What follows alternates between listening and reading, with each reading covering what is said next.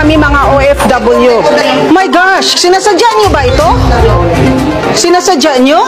Para maraming hindi makabutar? Kasi alam niyo yung sa time ni Tatay Digong, nag-landslide si Tatay Digong. So kaya ginagawa niyo itong mga online voting. Kayo nga yung nakaupo. Ang hirap sa Pilipinas, hirap lahat. Kahit sa eleksyon, ang hirap magbutar. Ganito ba ginagawa niyo sa mga OFW? Kaya nga, love namin si Tatay Digong eh. Kasi si Tatay Digong lang talaga nagbigay ng mahalaga sa mga OFW.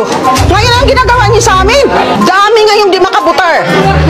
Almost 40% lang ang naka-registered ata ngayon. Marami ngayong hindi makabutar nga OFW. Walang hiya kayo talaga. Government ngayon ng Pilipinas. Walang hiya kayo. Kakapal ang mukha nyo. Sinasadya nyo to. Alam ko, sinasadya nyo.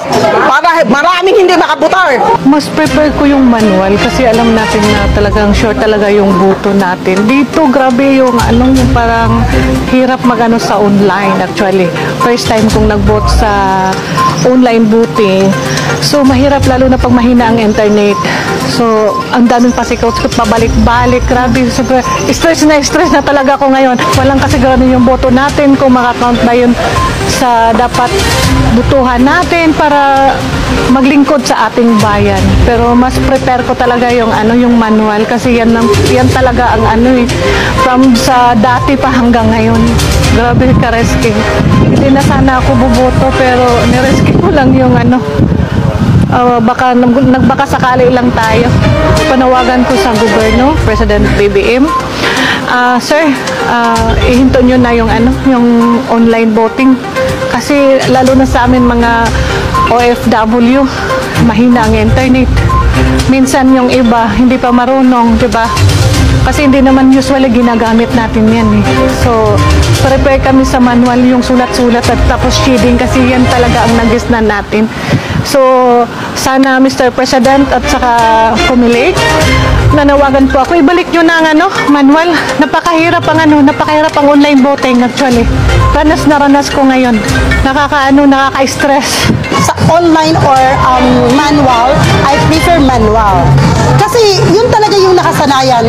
For my age, yun nakasanayan ko. At the same time, parang mas kampante ako sa manual compared to, online voting. Kasi para sa akin, parang medyo pwedeng mag-play doon sa online voting. Which is, ang manual naman talaga is, andun na nakatutok yung iba, nakatingin sila. So, mas prefer ako. For me, I prefer the manual voting compared to online voting. Actually, ang online voting kasi, minsan kasi is nagkaka-error. Parang hindi natin alam kung okay na ba yun o hindi. So, na-counting ba yung boto natin? Which is, sa manual kasi is, yun, mag-fill up ka lang, mag-fill out ka lang, di ba? So, parang, hindi pa rin ako kampante sa online, pero, which is yung iba naman is gusto ng online. Nanawagan ako sa gobyerno, hindi man lang dito sa Malaysia, because I'm here Malaysia, sa buong butante po at sa Pilipinas, mag-isip muna kayo bago kayo bumoto. Pag-isipan ng mabuti. So, may experience ako na, minsan daw nag-e-error, which is nag-e-error, masasayang daw yung, I'm not sure if true, masasayang daw yung mo. Especially sa akin, limited na yung oras ko. So, nasasayang, kaibigan ko rin, nasasayang yung oras. Kasi sabi nila na-error daw, tapos balik na naman ulit. Which is ang manual is fill up ka lang, di ba? Tapos gano'n na lang. So, more on convenient ako sa manual. Actually, wala akong idea kung kailan ang boto. Nagkataon ng kaninang umaga, nag-chat-chat kami. Tapos sabi niya, pwede na daw magboto. Kaya pumunta ako. Kahit sa pagboto lang ako makatulog. Sana naman ang yung sa online voting, sana itigil na.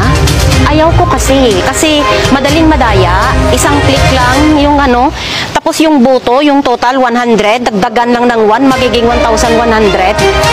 Unlike sa manual, mahirapan sila. Sana ibalik yung manual. Ang online pero walang choice gusto kong bumoto, so wala akong choice. Pwede bumoto. Kasi hindi naman mabuo ang 1,000 kung walang isa ang 1 ko eh. Tsaka sa mga tao dyan, na yung bang nagsisigaw, yung ang sama nila ng loob, sa boto kayo bumawi. Dito tayo makakabawi.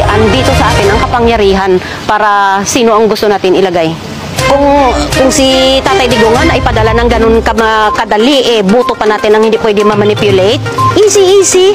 100% kayang-kaya nila sa pinakakaya, pikit mata. Kaya nila. Dasal na lang, baka kahit anong dagdag nila, Diyos naman ang may kontrol eh. Pero hindi ako naniniwala na wala silang gagawin. Alam ko naman ang kalakaran nila eh, kaya nga sila napatalsik noon dahil din ganun eh. Yung kumbaga ang ahas, kahit anong damit, ahas pa rin yan. 2 phone ang gamit ko na nagiging unable. Sabi ko, ay, puntan lang ako ng embassy kasi ang hirap pala. Alam niya wala akong pasensya sa gadget. Puntan lang ako ng embassy, at least doon may aawayin pa ako. Tapos sabi niya, hindi, ako na. Hanggang na isang tweet niya lang na okay naman. Pero kung ako, hindi ko talaga kaya. Wala akong pasensya. Ang daming nai-stress ganito, kahit mga kaibigan ko. Ano ba itong eleksyon na ito? Walang magagawa ng iba, hindi na ayaw ng iba. Dahil sa online ng online, mawala na naman, ulit na naman ng ulit. O ano sa mga tao dito sa abroad. Sana punta ng Philippine Embassy katulad noong 2018 o 2022. Ang mga tao, no, ang mga gustong bumoto, parang ayaw na kasi sa ganito mangyayari.